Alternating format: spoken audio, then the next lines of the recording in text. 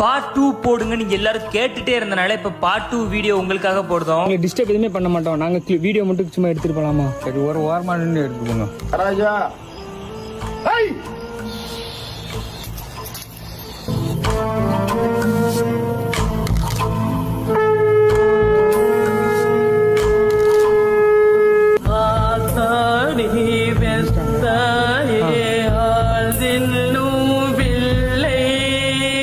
சுடுகாட்டுல night 1 மணிக்கு இப்படி அகோரி பூஜை நடக்கிறது உங்களை எத்தனை பேருக்கு தெரியும்? அன்னைக்கு நைட்டு தற்செயலா போன எங்களுக்கு இப்படி ஒரு சம்பவம் பார்ப்போம்னு எதிர்பார்க்கல.